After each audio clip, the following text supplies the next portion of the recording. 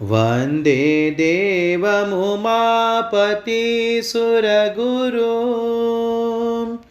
वन्दे जगत्कारणं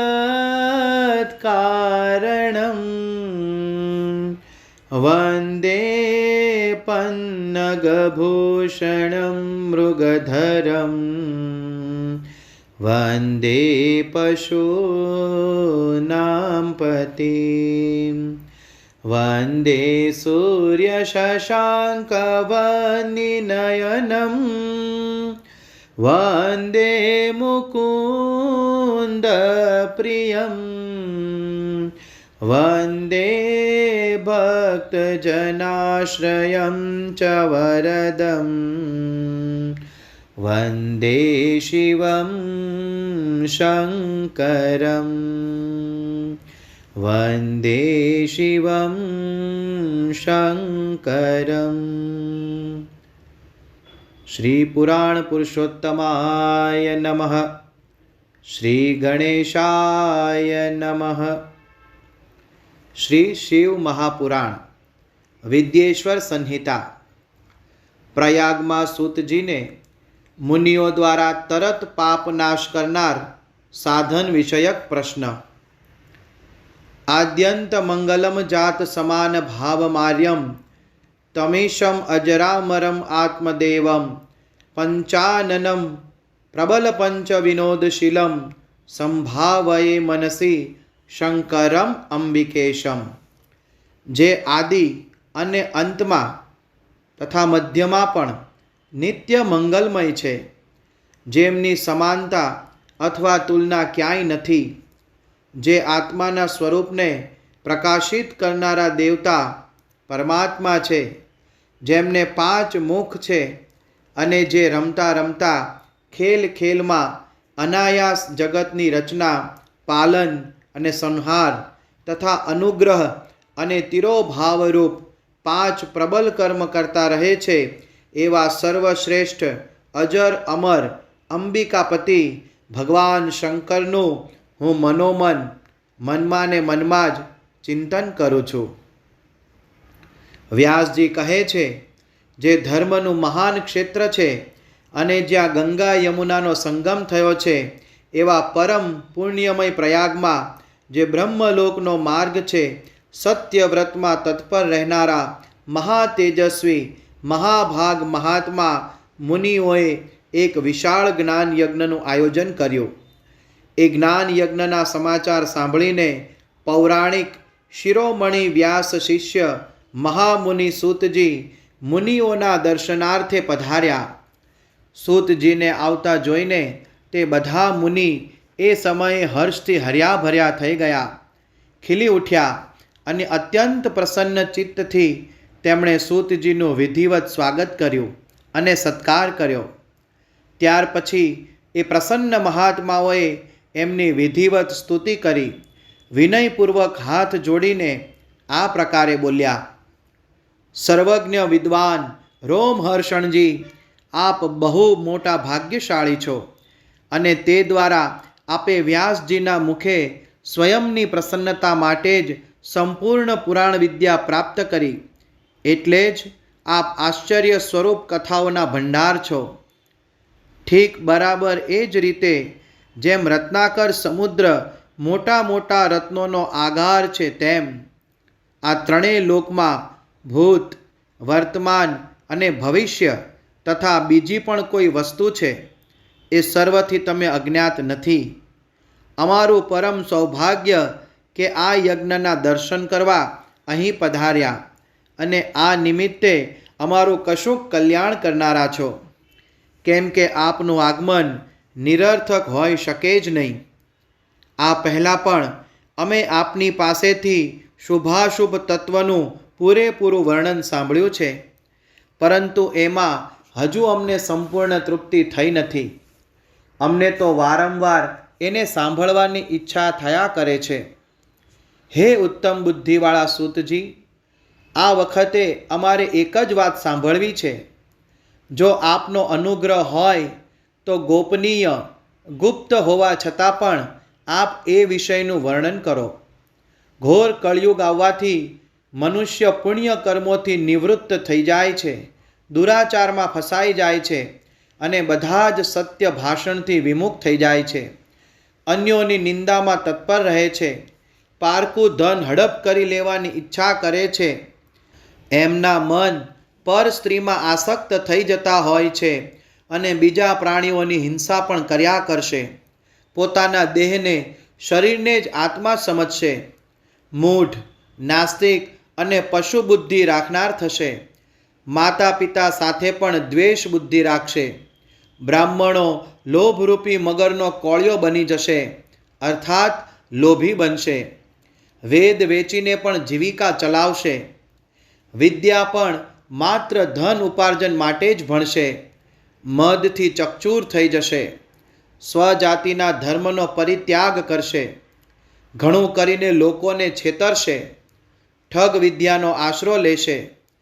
ત્રણેય કાળની સંધ્યા ઉપાસના કરે નહીં. બ્રહ્મ જ્ઞાનથી શૂન્ય બનશે. સમસ્ત ક્ષત્રિયો પણ સ્વધર્મનો ત્યાગ કરશે. કુસંગી, પાપી અને વ્યભિચારી થઈ જશે. એમનામાં શૌર્યનો અભાવ હશે. તેઓ કુત્સિત ચોરીનું કર્મ કરશે અને એ દ્વારા જીવિકા ચલાવશે. શુદ્રો જેવો વર્તાવ કરશે. એમના ચિત્ત કામ વાસનાના દાસ બની રહેશે. વૈશ્ય સંસ્કાર, ભ્રષ્ટ, સ્વધર્મ ત્યાગી, કુમાર્ગી, માત્ર ધનોપાર્જન પરાયણ તથા તોલ માપમાં પણ પોતાની કુત્સિત વૃત્તિનો પરિચય દેનારા થશે. આ જ રીતે શુદ્રો બ્રાહ્મણોના આચારમાં તત્પર થશે. એમની આકૃતિ ઉજ્જવળ હશે, અર્થાત તેઓ પોતાના કર્મ ધર્મ છોડીને ઉજ્જવળ ફૂલ ફટાક થઈને વ્યર્થ જ ફર્યા કરશે.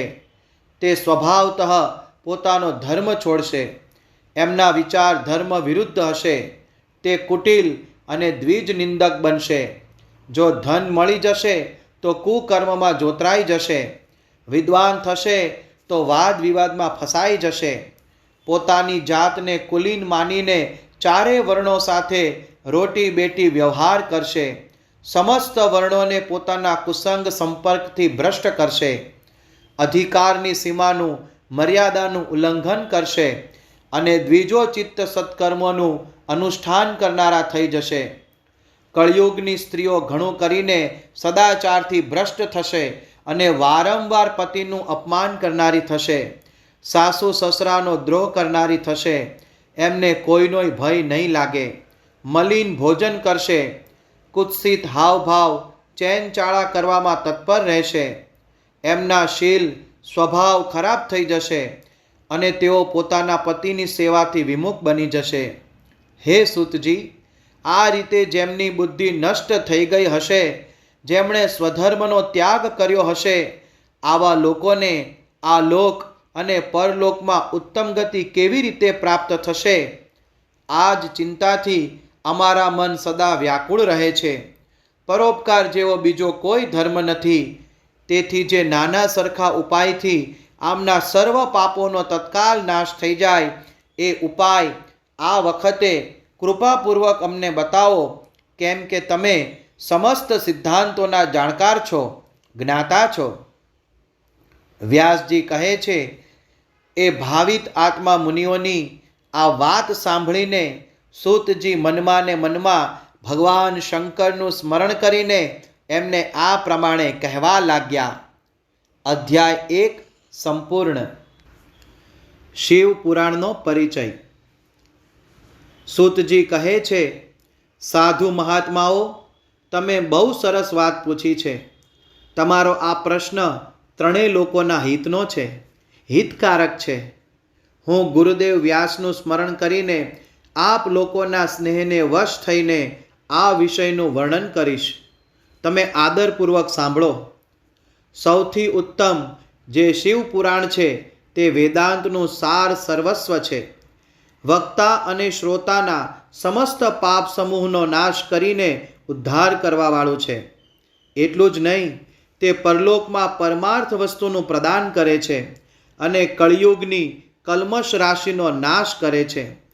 એમાં ભગવાન શિવના ઉત્તમ યશનું વર્ણન છે.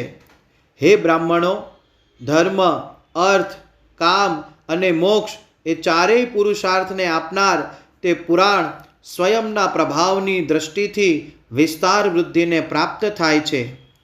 વિપ્રવરો, એ સર્વોત્તમ શિવ પુરાણના અધ્યયન માત્રથી તે કળિયુગના પાપાસક્ત જીવ શ્રેષ્ઠતમ ગતિને પ્રાપ્ત થઈ જશે. જ્યાં સુધી શિવ પુરાણનો ઉદય નહીં થાય ત્યાં સુધી કળિયુગના મહા ઉત્પાદ જગતમાં નિર્ભય થઈને વિચર્યા કરશે. આ પુરાણ વેદ તુલ્ય મનાય છે. આ વેદ કલ્પ પુરાણનું પ્રણયન સૌથી પહેલાં ભગવાન શિવે જ કર્યું હતું. વિદ્યેશ્વર સંહિતા, રુદ્ર સંહિતા, વિનાયક સંહિતા, ઉમા સંહિતા, માતૃ સંહિતા, એકાદશ રુદ્ર સંહિતા, કૈલાસ સંહિતા, શતરુદ્ર સંહિતા, કોટિ રુદ્ર સંહિતા, સહસ્ત્ર કોટિ રુદ્ર સંહિતા, વાયવીય સંહિતા અને ધર્મ સંહિતા. આ રીતે આ પુરાણના 12 ભેદ અથવા ખંડ છે. આ 12 સંહિતાઓ અત્યંત પુણ્યમય મનાય છે. હે બ્રાહ્મણો, હવે હું એમાં આવતા શ્લોકોની સંખ્યા બનાવી રહ્યો છું. તમે સૌ એ આદરપૂર્વક સાંભળો. વિદ્યેશ્વર સંહિતામાં 10,000 શ્લોક છે. રુદ્ર સંહિતા, વિનાયક સંહિતા, ઉમા સંહિતા અને માતૃ સંહિતા એમાં દરેકમાં 8,000 શ્લોક છે. હે બ્રાહ્મણો, એકાદશ રુદ્ર સંહિતામાં 13,000, કૈલાસ સંહિતામાં 6,000, શતરુદ્ર સંહિતામાં 3,000, કોટિ રુદ્ર સંહિતામાં 9,000, સહસ્ત્ર કોટિ રુદ્ર સંહિતામાં 11,000, વાયવીય સંહિતામાં 4,000 અને ધર્મ સંહિતામાં 12,000 શ્લોક છે. આ રીતે મૂળ શિવ પુરાણની શ્લોક સંખ્યા 1,00,000 છે, પરંતુ વ્યાસજીએ એને 24,000 શ્લોકોમાં સંક્ષેપ કરી આપ્યો. પુરાણોની ક્રમ સંખ્યાના વિચારથી આ શિવ પુરાણનું સ્થાન ચોથું છે. એમાં 7 સંહિતાઓ છે. પૂર્વકાળમાં ભગવાન શિવે શ્લોક સંખ્યાની દૃષ્ટિએ 100 કરોડ શ્લોકોનો એક પુરાણ ગ્રંથ ગ્રથિત કર્યો હતો. સૃષ્ટિના આરંભે નિર્મિત થયેલ એ પુરાણ સાહિત્ય અત્યંત વિસ્તૃત હતું. પછી દ્વાપર આદિ યુગમાં દ્વૈપાયન, વ્યાસ વગેરે મહર્ષિઓએ જ્યારે પુરાણોનું 18 ભાગમાં વિભાજન કરી દીધું, એ વખતે સંપૂર્ણ પુરાણોનું સંક્ષિપ્ત રૂપ માત્ર 4,00,000 શ્લોકનું રહી ગયું. એ સમયે એમણે શિવ પુરાણનું પ્રતિપાદન 24,000 શ્લોકોમાં કર્યું. આ જ શિવ પુરાણની શ્લોક સંખ્યા છે. આ વેદ તુલ્ય પુરાણ 7 સંહિતાઓમાં વહેંચાયેલું છે. એની પહેલી સંહિતાનું નામ વિદ્યેશ્વર સંહિતા છે. બીજી રુદ્ર સંહિતા સમજવી જોઈએ. ત્રીજીનું નામ શતરુદ્ર સંહિતા, ચોથીનું નામ કોટિ રુદ્ર સંહિતા, પાંચમીનું નામ ઉમા સંહિતા, છઠ્ઠીનું નામ કૈલાસ સંહિતા અને સાતમીનું નામ વાયવીય સંહિતા છે. આ રીતે આ 7 સંહિતાઓ માનવામાં આવે છે. આ 7 સંહિતાઓથી યુક્ત દિવ્ય શિવ પુરાણ વેદ તુલ્ય, પ્રામાણિક અને સૌથી ઉત્કૃષ્ટ ગતિ પ્રદાન કરનારું છે. આ નિર્મલ શિવ પુરાણ શિવ દ્વારા જ પ્રતિપાદિત છે. આને શૈવ શિરોમણી ભગવાન વ્યાસે સંક્ષેપમાં સંકલિત કર્યું છે. આ સમસ્ત જીવ સમુદાય માટે ઉપકારક, ત્રિવિધ તાપોને હરનારું, તુલના રહિત અને સત્પુરુષોને કલ્યાણપ્રદ છે. એમાં વેદાંત વિજ્ઞાનમય, પ્રધાન તથા નિષ્કપટ નિષ્કામ ધર્મનું પ્રતિપાદન થયેલું છે. આ પુરાણ ઈર્ષ્યા રહિત અંતઃકરણ વિદ્વાનોને માટે જાણવા જેવું છે. એમાં શ્રેષ્ઠ મંત્ર સમૂહનું સંકલન છે. ધર્મ, અર્થ અને કામ એમ ત્રિવર્ગની પ્રાપ્તિના સાધનનું પણ વર્ણન છે. આ ઉત્તમ શિવ પુરાણ સમસ્ત પુરાણોમાં શ્રેષ્ઠ છે. વેદ વેદાંતમાં વૈદ્ય રૂપથી વિલસિત પરમ વસ્તુ પરમાત્માનું એમાં ગાન કરવામાં આવ્યું છે. જે ખૂબ આદરથી આ વાંચશે અને સાંભળશે તે ભગવાન શિવનો પ્રિય થઈને પરમ ગતિને પ્રાપ્ત કરી લે છે. અધ્યાય 2 સંપૂર્ણ. સાધ્ય, સાધન વગેરેનો વિચાર તથા શ્રવણ, કીર્તન અને મનન આ 3 સાધનોની શ્રેષ્ઠતાનું પ્રતિપાદન. વ્યાસજી કહે છે, સૂતજીનું આ વચન સાંભળીને તે બધા મહર્ષિ બોલ્યા, હવે આપ અમને વેદાંત સાર સર્વસ્વ રૂપ અદ્ભુત શિવપુરાણની કથા સંભળાવો. સૂતજી બોલ્યા, આપ સૌ મહર્ષિગણ રોગ શોક રહિત કલ્યાણમય ભગવાન શિવનું સ્મરણ કરીને પુરાણ પ્રવર શિવપુરાણની કથા જે વેદના સાર તત્વથી પ્રગટ થઈ છે તે કથાનું શ્રવણ કરો. શિવપુરાણમાં ભક્તિ, જ્ઞાન અને વૈરાગ્ય એ ત્રણેયનું પ્રીતિપૂર્વક ગાન કરવામાં આવ્યું છે અને વેદાંત વેદ્ય સદવસ્તુનું વિશેષ રૂપે વર્ણન છે. આ વર્તમાન કલ્પમાં જ્યારે સૃષ્ટિનો આરંભ થયો હતો એ દિવસોમાં 6 કુલના મહર્ષિ પરસ્પર વાદ વિવાદ કરતાં કરતાં કહેવા લાગ્યા કે અમુક વસ્તુ સૌથી ઉત્કૃષ્ટ છે અને અમુક નથી. એમના આ વિવાદે અત્યંત મહાન રૂપ ધારણ કરી લીધું. ત્યારે એ બધા જ પોતાની શંકાનું સમાધાન થાય એ માટે સૃષ્ટિ કરતા અવિનાશી બ્રહ્માજી પાસે ગયા અને હાથ જોડીને વિનયભરી વાણીમાં બોલ્યા, પ્રભો, આપ સંપૂર્ણ જગતનું ધારણ પોષણ કરનારા છો તથા સમસ્ત કારણોનું કારણ છો. અમે એ જાણવા ઈચ્છીએ છીએ કે સંપૂર્ણ તત્વોથી પરાત્પર પુરાણ પુરુષ કોણ છે? બ્રહ્માજી બોલ્યા, જ્યાંથી મન, વાણી પરમ તત્વને ન પામીને પાછી પડે છે અને જેમનાથી બ્રહ્મા, વિષ્ણુ, રુદ્ર અને ઇન્દ્ર વગેરેથી યુક્ત આ સંપૂર્ણ જગત સમસ્ત ભૂતો અને ઇન્દ્રિયોની સાથે પહેલાં પ્રગટ થયું છે એ જ એ દેવ, મહાદેવ, સર્વજ્ઞ તથા સંપૂર્ણ જગતના સ્વામી છે. તે જ સૌથી ઉત્કૃષ્ટ છે. ભક્તિથી જ એમનો સાક્ષાત્કાર થાય છે. બીજા કોઈ ઉપાયથી ક્યાંય એમનું દર્શન થતું નથી. રુદ્ર, હરિ, હર તથા અન્ય દેવેશ્વર સદા ઉત્તમ ભક્તિભાવથી એમના દર્શન કરવા ચાહે છે. ભગવાન શિવમાં ભક્તિ થવાથી મનુષ્ય સંસાર બંધનથી મુક્ત થઈ જાય છે. દેવતાના કૃપા પ્રસાદથી એમનામાં ભક્તિ થાય છે અને ભક્તિથી દેવતાનો કૃપા પ્રસાદ પ્રાપ્ત થાય છે. જેમ કે અંકુરથી બીજ ઉત્પન્ન થાય છે અને બીજથી અંકુર ઉત્પન્ન થાય છે તેમ.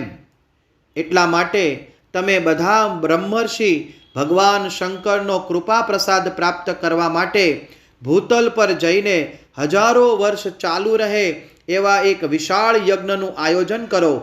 આ યજ્ઞપતિ ભગવાન શિવની જ કૃપાથી વેદોક્ત વિદ્યાનું સારભૂત સાધ્ય સાધનનું જ્ઞાન થાય છે. શિવપદની પ્રાપ્તિ જ સાધ્ય છે. એમની સેવા એ જ સાધન છે. એમના પ્રસાદ, કૃપા પ્રસાદથી જે નિત્ય નૈમિત્તિક ફળથી નિષ્પૃહ થાય એ જ સાધક છે. વેદોક્ત કર્મનું અનુષ્ઠાન કરીને એ મહાન ફળને ભગવાન શિવના ચરણોમાં સમર્પિત કરી દેવું એ જ પરમેશ્વર પદની પ્રાપ્તિ છે અને તે જ સાલોક્ય વગેરે ક્રમથી પ્રાપ્ત થનારી મુક્તિ છે. તે પુરુષોને પોતાની ભક્તિ અનુસાર એ બધા ઉત્કૃષ્ટ ફળની પ્રાપ્તિ થાય છે. એ ભક્તિના સાધન અનેક પ્રકારના છે. સાક્ષાત મહેશ્વરે એ સાધનોનું પ્રતિપાદન કરેલું છે. એમાંથી સારભૂત સાધનોનો સંક્ષેપ કરીને હું તમને બતાવી રહ્યો છું. કાનથી ભગવાનના નામ, ગુણ અને લીલાનું શ્રવણ, વાણી દ્વારા એનું કથન અને મન દ્વારા એનું મનન, આ ત્રણેયને મહાન સાધન કહેવામાં આવ્યા છે. તાત્પર્ય એ કે મહેશ્વરનું જ શ્રવણ, કીર્તન અને મનન કરવું જોઈએ. આ શ્રુતિનું વાક્ય આપણા સૌ માટે પ્રમાણભૂત છે. આ સાધનથી જ સંપૂર્ણ મનોરથોની સિદ્ધિમાં સંલગ્ન તમે લોકો પરમ સાધ્યને ઉપલબ્ધ થઈ જાઓ. લોકો પ્રત્યક્ષ વસ્તુને આંખથી જોઈને એમાં પ્રવૃત્ત થાય છે, પરંતુ જે વસ્તુનું ક્યાંય પ્રત્યક્ષ દર્શન થતું નથી એને શ્રવણ ઇન્દ્રિય દ્વારા જાણી લઈને, સાંભળી લઈને મનુષ્ય એની પ્રાપ્તિ માટે ચેષ્ટા પ્રયત્ન કરે છે, તેથી પ્રથમ સાધન શ્રવણ જ છે. એ દ્વારા ગુરુ મુખે તત્વ સાંભળીને શ્રેષ્ઠ બુદ્ધિવાળો વિદ્વાન પુરુષ અન્ય સાધન, કીર્તન અને મનનની સિદ્ધિ કરતો હોય છે. ક્રમશઃ મનન સુધી આ સાધનની સારી રીતે સાધના કરી લીધા પછી એ સાલોક્ય વગેરે ક્રમથી ધીરે ધીરે ભગવાન શિવનો સંયોગ પ્રાપ્ત કરી લે છે. પ્રથમ બધા અંગોના રોગ નષ્ટ થઈ જાય છે, પછી સર્વ પ્રકારનો લૌકિક આનંદ પણ વિલીન થઈ જાય છે. ભગવાન શંકરની પૂજા, એમના નામોનો જપ, એમના ગુણ, રૂપ, વિલાસ અને નામોનું યુક્તિપરાયણ ચિત્ત દ્વારા નિરંતર પરિશોધન અથવા ચિંતન થાય છે. એને જ મનન કહે છે અને એ મહેશ્વરની કૃપા દૃષ્ટિથી જ ઉપલબ્ધ થાય છે. એને જ સમસ્ત શ્રેષ્ઠ સાધનોમાં પ્રધાન અથવા મુખ્ય કહેવામાં આવે છે. સૂતજી કહે છે, મુનીશ્વરો, આ સાધનનું મહાત્મ્ય બતાવવાના પ્રસંગમાં હું આપને માટે એક પ્રાચીન વૃત્તાંતનું વર્ણન કરીશ. એને તમે ધ્યાનપૂર્વક સાંભળો. બહુ પહેલાંની વાત છે. પરાશર મુનિના પુત્ર મારા ગુરુ વ્યાસદેવજી સરસ્વતી નદીના સુંદર તટ પર તપસ્યા કરી રહ્યા હતા. એક દિવસ સૂર્ય સમાન તેજસ્વી વિમાનથી યાત્રા કરતાં કરતાં ભગવાન સનતકુમાર અચાનક ત્યાં જઈ પહોંચ્યા. એમણે મારા ગુરુ વ્યાસદેવજીને ત્યાં જોયા. તે તો ધ્યાનમગ્ન હતા. ધ્યાનમાંથી જાગ્યા પછી એમણે બ્રહ્મપુત્ર સનતકુમારજીને પોતાની સામે ઉપસ્થિત થયેલા જોયા. એમને જોઈને એ ખૂબ જ ઝડપથી ઉઠ્યા અને ચરણોમાં પ્રણામ કર્યા, અર્ઘ્ય આપ્યો. દેવતાઓને બેસવા યોગ્ય એવું આસન આપ્યું. ત્યારે પ્રસન્ન થયેલા ભગવાન સનતકુમાર વિનીત ભાવથી ઊભા રહેલા વ્યાસજી પ્રત્યે ગંભીર વાણીમાં બોલ્યા, હે મુને, તમે સત્ય વસ્તુનું ચિંતન કરો. તે સત્ય પદાર્થ ભગવાન શિવ જ છે, જેનો તમે સાક્ષાત્કાર કરવા ચાહો છો. તમારા સાક્ષાત્કારનો વિષય સ્વયં ભગવાન શિવ છે. ભગવાન શંકરનું શ્રવણ, કીર્તન અને મનન આ ત્રણેય મહત્તર સાધન કહેવાયા છે. આ ત્રણેય વેદ સંમત છે. પૂર્વકાળમાં હું બીજા સાધનોના સંભ્રમમાં પડીને ફરતો ફરતો મંદરાચલ પર જઈ પહોંચ્યો અને ત્યાં તપસ્યા કરવા માંડી. ત્યાર પછી મહેશ્વર શિવની આજ્ઞાથી ભગવાન નંદિકેશ્વર ત્યાં આવ્યા. એમની મારા પર બહુ મોટી દયા હતી. તે સૌના સાક્ષી તથા શિવગણોના સ્વામી ભગવાન નંદિકેશ્વર મને સ્નેહપૂર્વક મુક્તિનું ઉત્તમ સાધન બતાવતા બોલ્યા, ભગવાન શંકરનું શ્રવણ, કીર્તન અને મનન આ ત્રણેય સાધનો વેદ સંમત છે અને મુક્તિના સાક્ષાત કારણ છે. આ વાત સ્વયં ભગવાન શિવે મને કહી છે. માટે હે બ્રહ્મન, તમે શ્રવણ આદિ ત્રણેય સાધનોનું અનુષ્ઠાન કરો. વ્યાસજીને વારંવાર આવું કહીને અનુગામીઓ સહિત બ્રહ્મપુત્ર સનતકુમાર પરમ સુંદર બ્રહ્મધામમાં જતા રહ્યા. આ રીતે પૂર્વકાળના આ ઉત્તમ વૃત્તાંતનું મેં સંક્ષેપમાં વર્ણન કર્યું છે. ઋષિ બોલ્યા, હે સૂતજી, શ્રવણ આદિ ત્રણ સાધનોને તમે મુક્તિનો ઉપાય બતાવ્યો છે. પરંતુ જો કોઈ શ્રવણ આદિ ત્રણ સાધન કરવામાં અસમર્થ હોય, એ કયા ઉપાયનું અવલંબન લઈને મુક્તિને પામી શકે? કયા સાધનભૂત કર્મ દ્વારા વગર પ્રયત્ને મોક્ષ મળી શકે ખરો? અધ્યાય 3 અને 4 સંપૂર્ણ. ભગવાન શિવના લિંગ અને સાકાર વિગ્રહની પૂજાનું રહસ્ય અને મહત્વનું વર્ણન. સૂતજી કહે છે, હે શૌનક, જે શ્રવણ, કીર્તન અને મનન આ ત્રણેય સાધનોના અનુષ્ઠાનમાં સમર્થ ન હોય, તો તેણે ભગવાન શંકરના લિંગ અને મૂર્તિની સ્થાપના કરીને નિત્ય એની પૂજા કરે તો સંસાર સાગરથી પાર થઈ શકે છે. વંચના અથવા છલ કર્યા સિવાય પોતાની શક્તિ અનુસાર ધન રાશિ લઈ જાય અને એને શિવલિંગ અથવા શિવમૂર્તિની સેવામાં અર્પિત કરી દે. સાથે સાથે નિરંતર એ શિવલિંગ અને મૂર્તિની પૂજા પણ કર્યા કરે. એ માટે ભક્તિભાવપૂર્વક મંડપ, ગોપુર, તીર્થ, મઠ અને ક્ષેત્રની સ્થાપના કરે અને ઉત્સવોનું આયોજન કરે. વસ્ત્ર, ગંધ, પુષ્પ, ધૂપ, દીપ તથા પૂજા અને પૂડા તથા શાક વગેરે વાનગીયુક્ત જાત જાતના ભક્ષ્ય ભોજન અન્ન નૈવેદ્ય રૂપે સમર્પિત કરે. છત્ર, ધ્વજા, પંખો, ચમ્મર અને અંગો સહિત રાજોપચારની જેમ બધો સામાન ભગવાનના શિવલિંગ અને મૂર્તિને ચઢાવી દે. પ્રદક્ષિણા, નમસ્કાર તથા યથાશક્તિ જપ કરે. આહ્વાનથી લઈને વિસર્જન સુધી દરરોજ ભક્તિભાવથી પૂજા સંપન્ન કરે. આ રીતે શિવલિંગ અથવા શિવ મૂર્તિમાં ભગવાન શંકરની પૂજા કરનાર પુરુષ શ્રવણ આદિ સાધનોનું અનુષ્ઠાન ન કરે તો પણ ભગવાન શિવની પ્રસન્નતાથી સિદ્ધિ પ્રાપ્ત કરી લે છે. આ પહેલાંના સમયમાં પણ ઘણા મહાત્મા પુરુષ લિંગ અને શિવ મૂર્તિની પૂજા કરવા માત્રથી ભવબંધનથી મુક્ત થઈ ચૂક્યા છે.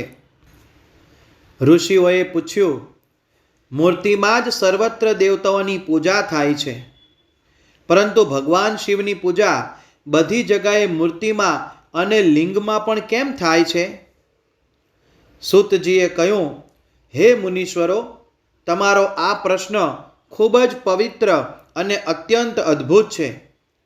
આ વિષયમાં મહાદેવજી જ વક્તા થઈ શકે છે. બીજા કોઈ પુરુષ ક્યારેય અને ક્યાંય પણ આનું પ્રતિપાદન નથી કરી શકતા. આ પ્રશ્નના સમાધાન માટે ભગવાન શિવે જે કાંઈ કહ્યું અને મેં ગુરુ મુખે જે રીતે સાંભળ્યું છે એવી જ રીતે ક્રમશઃ હું વર્ણન કરીશ. એકમાત્ર ભગવાન શિવ જ બ્રહ્મરૂપ હોવાને કારણે નિષ્કલ નિરાકાર કહેવાયા છે. રૂપવાન હોવાને કારણે તેમને સકલ પણ કહ્યા છે. એટલે શિવ ભગવાન સકલ અને નિષ્કલ બંને છે. શિવ નિષ્કલ નિરાકાર હોવાને કારણે એમની પૂજાનું આધારભૂત લિંગ પણ નિરાકાર જ પ્રાપ્ત થયું છે. અર્થાત શિવલિંગ શિવના નિરાકાર સ્વરૂપનું પ્રતીક છે. આ રીતે શિવનું સકલ અથવા સાકાર હોવાનું કારણ એમની પૂજાનો આધારભૂત વિગ્રહ સાકાર પ્રાપ્ત થાય છે. અર્થાત શિવનો સાકાર વિગ્રહ એમના સાકાર સ્વરૂપનું પ્રતીક હોય છે. સકલ અને અકલ સમસ્ત અંગ આકાર સહિત સાકાર અને અંગ આકારથી સર્વથા રહિત નિરાકાર રૂપ હોવાથી જ તે બ્રહ્મ શબ્દ દ્વારા કહી શકાય તેવા પરમાત્મા છે. આ જ કારણ છે કે બધા લોકો લિંગ અને મૂર્તિ બંનેમાં સદા ભગવાન શિવની પૂજા કરે છે. શિવથી ભિન્ન જે બીજા દેવતા છે તે સાક્ષાત બ્રહ્મ નથી. એટલા માટે જ ક્યાંય પણ એ દેવોને માટે નિરાકાર લિંગ ઉપલબ્ધ થતું નથી. પૂર્વકાળમાં બુદ્ધિમાન બ્રહ્મપુત્ર સનતકુમાર મુનિએ મંદરાચલ પર નંદિકેશ્વરને આવો જ પ્રશ્ન કર્યો હતો.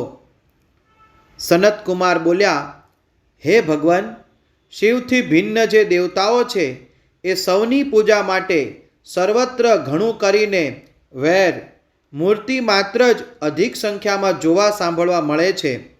કેવળ શિવની જ પૂજામાં લિંગ અને વેર મૂર્તિ બંનેનો ઉપયોગ જોવામાં આવે છે.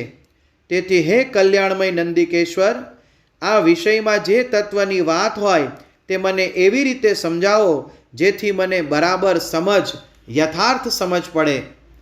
નંદિકેશ્વરે કહ્યું, હે નિષ્પાપ બ્રહ્મકુમાર, આપનો આ પ્રકારનો પ્રશ્નનો જવાબ અમારા જેવા કોઈ આપી શકે નહીં, કેમ કે આ ગોપનીય વિષય છે અને લિંગ સાક્ષાત બ્રહ્મનું પ્રતીક છે. તેમ છતાં તમે શિવ ભક્ત છો એટલે જ આ વિષયમાં ભગવાન શિવે જે કાંઈ બતાવ્યું છે એ જ હું તમારી સમક્ષ કહું છું. ભગવાન શિવ બ્રહ્મ સ્વરૂપ છે અને નિષ્કલ નિરાકાર છે. એટલે જ એમની પૂજામાં નિષ્કલ લિંગનો ઉપયોગ થાય છે. સંપૂર્ણ વેદોનો આ જ મત છે. સનતકુમાર બોલ્યા, હે મહાભાગ યોગીન્દ્ર, તમે ભગવાન શિવ અને બીજા દેવતાઓના પૂજનમાં લિંગ અને વેર મૂર્તિના પ્રચારનું જે રહસ્ય વિભાગપૂર્વક બતાવ્યું છે તે યથાર્થ છે. એટલે લિંગ અને વેર મૂર્તિ આદિની ઉત્પત્તિનું જે ઉત્તમ વૃત્તાંત છે એને જ હું આ સમયે સાંભળવા ઈચ્છું છું. લિંગના પ્રાગટ્યનું રહસ્ય સૂચિત કરનારો પ્રસંગ મને સંભળાવો. એના ઉત્તરમાં નંદિકેશ્વરે ભગવાન મહાદેવના નિષ્કલ સ્વરૂપ લિંગના આવિર્ભાવનો પ્રસંગ સંભળાવવાનું શરૂ કર્યું. એમણે બ્રહ્મા અને વિષ્ણુનો વિવાદ, દેવતાઓની વ્યાકુળતા અને ચિંતા, દેવતાઓનું દિવ્ય કૈલાસ શિખર પર ગમન, એમના દ્વારા ચંદ્રશેખર મહાદેવનું સ્તવન, દેવતાઓ દ્વારા પ્રેરણા પામેલા મહાદેવજીનું બ્રહ્મા અને વિષ્ણુના વિવાદ સ્થળમાં આગમન અને બંને વચ્ચે નિષ્કલ આદિ અંત રહિત ભીષણ અગ્નિના થાંભલાના રૂપમાં એમનો આવિર્ભાવ થવો વગેરે પ્રસંગોની કથા કહી. ત્યાર પછી શ્રી બ્રહ્મા અને શ્રી વિષ્ણુ બંને દ્વારા એ જ્યોતિર્મય સ્તંભની ઊંચાઈ અને ઊંડાઈનો તાગ લેવાની ચેષ્ટા અને કેતકી પુષ્પને શાપ અને વરદાન વગેરે પ્રસંગો સંભળાવ્યા. અધ્યાય 5-8 સંપૂર્ણ. મહેશ્વરનું બ્રહ્મા અને વિષ્ણુને પોતાનું નિષ્કલ અને સકલ સ્વરૂપનો પરિચય આપવાનું અને લિંગ પૂજનનું મહત્વ બતાવવું. નંદિકેશ્વર કહે છે, ત્યાર પછી એ બંને બ્રહ્મા અને વિષ્ણુ ભગવાન શંકરને પ્રણામ કરીને હાથ જોડીને ડાબે જમણે ભાગે ચૂપચાપ ઊભા રહી ગયા.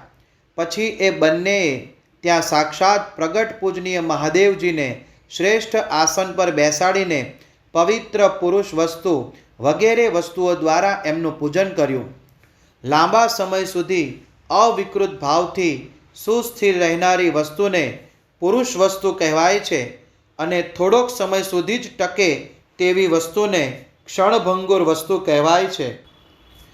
આ રીતે વસ્તુના બે ભેદ જાણવા જોઈએ. હવે કઈ પુરુષ વસ્તુઓથી શિવપૂજન કર્યું એ બતાવાય છે.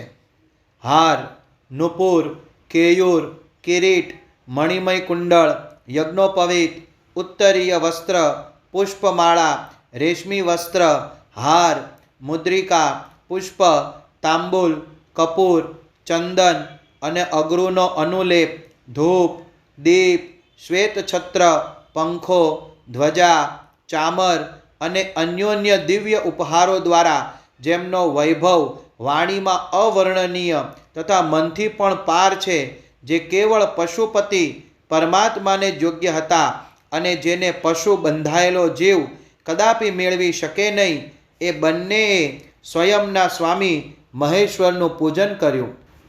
સૌથી પહેલાં ત્યાં બ્રહ્મા અને વિષ્ણુએ ભગવાન શંકરની પૂજા કરી.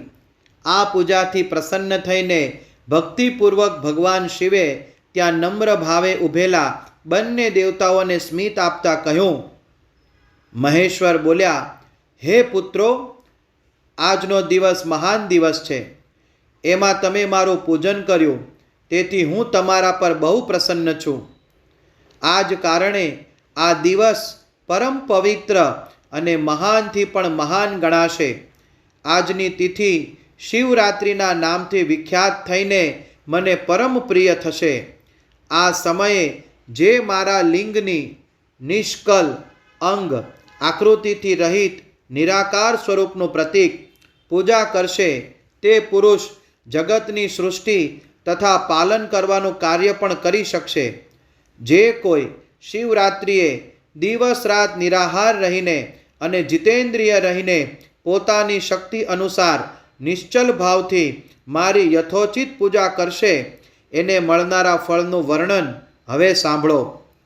1 વર્ષ લગાતાર મારી પૂજા કરનારને જે ફળ મળે છે, જે સમગ્ર ફળ કેવળ શિવરાત્રિને નિમિત્તે મારું પૂજન કરનારને તત્કાળ મળી જશે.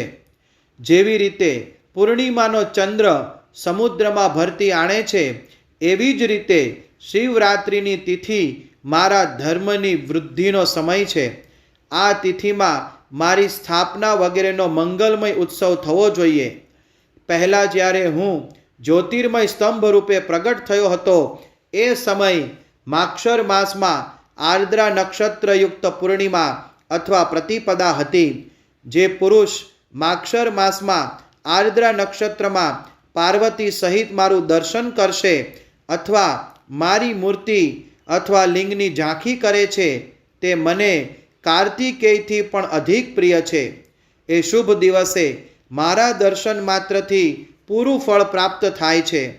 જો દર્શનની સાથે સાથે મારું પૂજન પણ થાય તો એટલું બધું પુણ્ય ફળ મળે છે કે જેનું વાણી દ્વારા વર્ણન થઈ શકતું નથી. ત્યાં હું લિંગ રૂપે પ્રગટ થઈને ઘણો મોટો થઈ ગયો હતો. તેથી એ લિંગને કારણે આ ભૂતલ લિંગ સ્થાનના નામથી પ્રસિદ્ધ થયું. જગતના લોકો એનું દર્શન અને પૂજન કરી શકે એટલા માટે આ અનાદિ અનંત જ્યોતિ સ્તંભ અથવા જ્યોતિર્મય લિંગ અત્યંત નાનું થઈ જશે. આ લિંગ સર્વ પ્રકારના ભોગોની પ્રાપ્તિ કરાવશે તથા ભોગ અને મોક્ષનું એકમાત્ર સાધન છે. એનું દર્શન, એનો સ્પર્શ અને એનું ધ્યાન કરવામાં આવે તો પ્રાણીઓના જન્મ અને મૃત્યુના કષ્ટ છૂટી જતા હોય છે. અગ્નિના પર્વત જેવું આ જે શિવલિંગ અહીં પ્રગટ થયું છે એને કારણે જ આ સ્થાન અરુણાચલ નામથી પ્રસિદ્ધ હશે. અહીં અનેક પ્રકારના મોટા મોટા તીર્થો પ્રગટ થશે. આ સ્થાનમાં નિવાસ કરનાર અથવા શરીર છોડનાર જીવોનો મોક્ષ પણ થઈ જશે. મારા બે રૂપ છે, સકલ અને નિષ્કલ. બીજા કોઈના આવા બે રૂપ નથી. પહેલાં હું સ્તંભ રૂપે પ્રગટ થયો, પછી સાક્ષાત રૂપે પ્રગટ થયો. બ્રહ્મ ભાવ મારું નિષ્કલ રૂપ છે અને મહેશ્વર મારું સકલ રૂપ છે. આ બંને રૂપો મારા સિદ્ધ રૂપો છે. હું જ પરબ્રહ્મ પરમાત્મા છું. કલાયુક્ત અને અકલ મારા જ સ્વરૂપ છે. બ્રહ્મરૂપ હોવાને કારણે હું જ ઈશ્વર પણ છું. જીવો ઉપર અનુગ્રહ દયા કરવી તે મારું કાર્ય છે. હે બ્રહ્મા અને કેશવ, હું સૌથી બૃહદ છું અને જગતની વૃદ્ધિ કરવાને કારણે બ્રહ્મ છું. સર્વત્ર સમરૂપથી સ્થિત અને વ્યાપક હોવાને કારણે હું બધાનો આત્મા છું. સર્ગથી માંડીને અનુગ્રહ, આત્મા અથવા ઈશ્વરથી ભિન્ન સુધી જે જગત સંબંધી 5 કૃત્ય છે તે સદા મારા જ છે. મારાથી વ્યતિરિક્ત કોઈનાય નથી, કેમ કે હું જ સર્વનો ઈશ્વર છું. પહેલાં મારી બ્રહ્મરૂપતાનો બોધ કરાવવાને માટે નિષ્કલ લિંગ પ્રગટ થયું હતું. પછી અજ્ઞાન ઈશ્વરત્વનો સાક્ષાત્કાર કરાવવાને નિમિત્તે હું સાક્ષાત જગદીશ્વર જ સકલ રૂપમાં તત્કાલ પ્રગટ થઈ ગયો.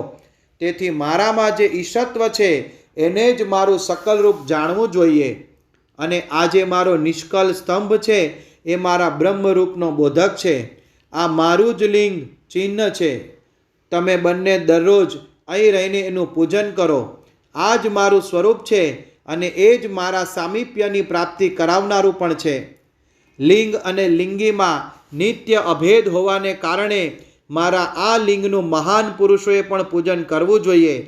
મારા એક લિંગની સ્થાપના કરવાનું આ ફળ બતાવાયું છે કે ઉપાસકને મારી સમાનતાની પ્રાપ્તિ થઈ જાય.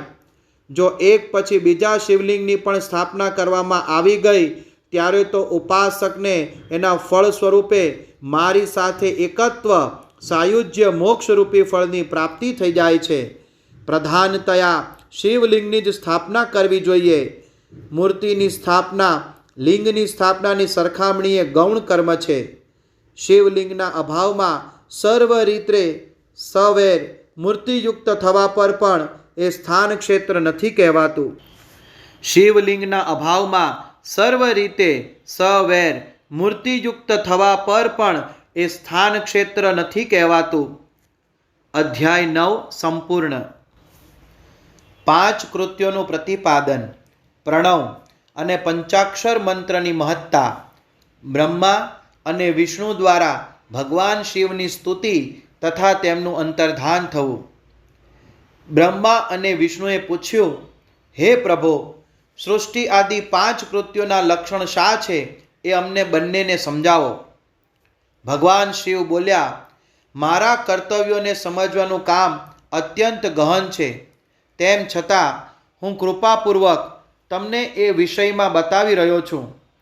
હે બ્રહ્મા અને અચ્યુત, સૃષ્ટિ, પાલન, સંહાર, તિરોભાવ અને અનુગ્રહ આ 5 જ જગત સંબંધી મારા કાર્ય છે, જે નિત્ય સિદ્ધ છે. સંસારની રચનાનો જે આરંભ છે એને સર્ગ કે સૃષ્ટિ કહે છે. મારા દ્વારા પાલિત થઈને સૃષ્ટિને સુસ્થિર રૂપે રહેવાની સ્થિતિ છે અને સ્થિતિ કહેવાય છે. એનો વિનાશ થાય એને સંહાર કહે છે. પ્રાણોનું ઉત્ક્રમણ, બહાર નીકળી જવું એને તિરોભાવ કહે છે. અને આ સર્વથી છુટકારો મળી જવો એ જ મારો અનુગ્રહ છે. આ રીતે મારા 5 કૃત્ય છે. સૃષ્ટિ આદિ જે 4 કૃત્ય છે તે સંસારનો વિસ્તાર કરનારા છે. 5મું કૃત્ય અનુગ્રહ મોક્ષનો હેતુ છે. તે સદા મારા જ અવિચલ ભાવથી સ્થિર રહે છે. મારા ભક્તજન આ 5 કૃત્યોને 5 મહાભૂતોમાં જુએ છે. સૃષ્ટિ ભૂતલમાં, સ્થિતિ જળમાં, સંહાર અગ્નિમાં, તિરોભાવ વાયુમાં અને અનુગ્રહ આકાશમાં સ્થિત છે. પૃથ્વીથી સર્વની સૃષ્ટિ થાય છે, જળથી સર્વની વૃદ્ધિ થાય છે અને જીવનની રક્ષા થાય છે. અગ્નિ સર્વને ભસ્મીભૂત કરી દે છે, સળગાવી દે છે. વાયુ સર્વને એક સ્થાનથી બીજા સ્થાને લઈ જાય છે અને આકાશ સર્વને અનુગૃહિત કરે છે, સર્વ પર ઉપકાર કરે છે. વિદ્વાન પુરુષો આ વિષયને આ જ રીતે જાણે છે. આ 5 કૃત્યોનો ભાર વહન કરવા માટે જ મારે 5 મુખ છે. 4 દિશાઓમાં 4 મુખ છે અને એની મધ્યમાં 5મું મુખ છે. હે પુત્રો, તમે બંનેએ તપસ્યા કરીને મને પ્રસન્ન કરીને, મને પરમેશ્વરને પ્રસન્ન કરીને સૃષ્ટિ અને સ્થિતિ નામના 2 કૃત્યો પ્રાપ્ત કર્યા છે. આ બંને તમને ખૂબ જ પ્રિય છે. એવી જ રીતે મારી વિભૂતિ સ્વરૂપ રુદ્ર અને મહેશ્વરમાં 2 અન્ય ઉત્તમ કૃત્ય સંહાર અને તિરોભાવ મારી પાસેથી પ્રાપ્ત કર્યા છે. પરંતુ અનુગ્રહ નામક કૃત્ય બીજો કોઈ મેળવી શકતો નથી. રુદ્ર અને મહેશ્વર પોતાના કર્મને ભૂલ્યા નથી. એટલા માટે મેં એમને માટે મારી સમાનતા પ્રદાન કરી છે. તે રૂપ, વેશ, કૃત્ય, વાહન, આસન અને આયુધ વગેરેમાં મુજ સમાન જ છે. મેં પૂર્વકાલમાં સ્વયંનો સ્વરૂપભૂત મંત્રનો ઉપદેશ કર્યો હતો. તે ઉપકાર ઓમકારના રૂપમાં પ્રસિદ્ધ છે. એ મહામંગલકારી મંત્ર છે. સૌથી પહેલાં મારા મુખમાંથી ઓમકાર, ઓમ પ્રગટ થયો છે, જે મારા જ સ્વરૂપનો બોધક છે, ઓમકાર વાચક છે અને હું વાચ્ય છું. આ મંત્ર મારું પોતાનું સ્વયંનું સ્વરૂપ છે. દરરોજ ઓમકારનું નિરંતર સ્મરણ કરવાથી મારું જ સદા સ્મરણ થાય છે.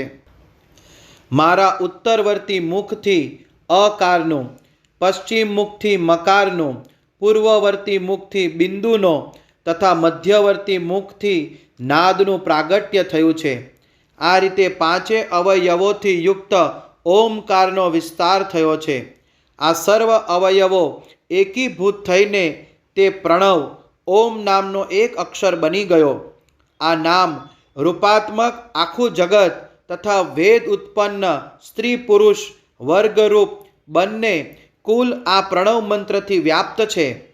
આ મંત્ર શિવ અને શક્તિ બંનેનો બોધક છે.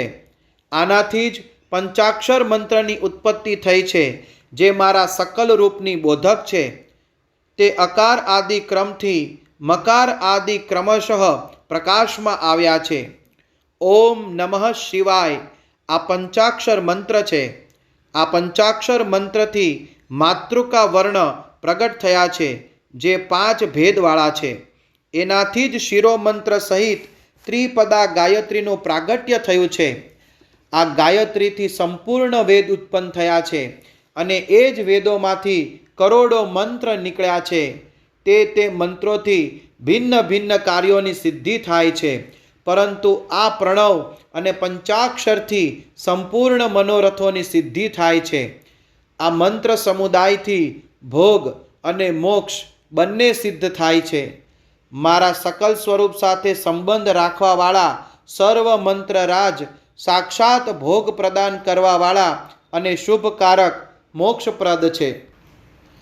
નંદિકેશ્વર કહે છે, ત્યાર પછી જગદંબા પાર્વતીની સાથે બેઠેલા ગુરુવર મહાદેવજીએ ઉત્તરાભિમુખ બેઠેલા બ્રહ્મા તથા વિષ્ણુને ઢાંકનાર વસ્ત્રથી આચ્છાદિત કરીને એમના મસ્તક પર પોતાનો કર કમળ મૂકીને ધીરે ધીરે ઉચ્ચારણ કરીને એમને ઉત્તમ મંત્રનો ઉપદેશ કર્યો. મંત્ર તંત્રમાં બતાવેલી વિધિનું પાલનપૂર્વક 3 વાર મંત્રનું ઉચ્ચારણ કરીને ભગવાન શિવે એ બંને શિષ્યોને મંત્રની દીક્ષા આપી. પછી એ શિષ્યોએ ગુરુ દક્ષિણા રૂપે સ્વયંને જાતે સમર્પિત કરી દીધા અને બંને હાથ જોડીને એમની પાસે ઊભા રહ્યા અને એ દેવેશ્વર જગતગુરુનું સ્તવન કર્યું. બ્રહ્મા અને વિષ્ણુ બોલ્યા, હે પ્રભો, તમે નિષ્કલ રૂપ છો, તમને નમસ્કાર હો. તમે નિષ્કલ તેજથી પ્રકાશિત થાઓ છો, તમને નમસ્કાર છે. તમે સર્વના સ્વામી છો, તમને નમસ્કાર છે. તમને સર્વાત્માને નમસ્કાર હો, અથવા સકલ સ્વરૂપ આપ મહેશ્વરને નમસ્કાર છે. આપ પ્રણવના વાચ્યાર્થ છો, આપને નમસ્કાર હો. સૃષ્ટિ, પાલન, સંહાર, તિરોભાવ અને અનુગ્રહ કરનાર આપને નમસ્કાર છે. આપના 5 મુખ છે, તમે પરમેશ્વરને નમસ્કાર હો. પંચ બ્રહ્મ સ્વરૂપ 5 કૃત્યોવાળા આપને નમસ્કાર કરું છું. તમે સર્વના આત્મા છો, તમે બ્રહ્મ છો. આપના ગુણ અને આપની શક્તિઓ અનંત છે, આપને નમસ્કાર હો. આપના સકલ અને નિષ્કલ 2 સ્વરૂપ છે. તમે સદ્ગુરુ અને શંભુ છો, તમને નમસ્કાર કરું છું. આ પદ્યો દ્વારા પોતાના ગુરુ મહેશ્વરની સ્તુતિ કરીને બ્રહ્મા અને વિષ્ણુએ એમના ચરણમાં નમસ્કાર કર્યા.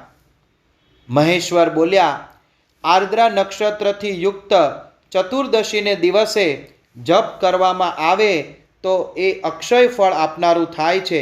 સૂર્યની સંક્રાંતિથી યુક્ત મહાઆર્દ્રા નક્ષત્રમાં એકવાર કરેલો પ્રણવ જપ કોટી ગણા જપનું ફળ આપે છે.